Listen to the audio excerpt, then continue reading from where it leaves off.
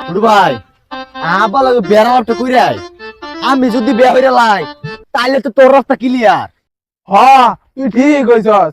এই বুড়া খারাইছটা না আঙ্গরে সময় মতো বিয়া করাইতেছে না, পরে কিন্তু গাছ ফল ধরতো না। লড়াই এবার গেছে। একটা একবারে গাছে বইরে গেছে। বুঝছে আব্বা ক। ওই আব্বা তুই ক।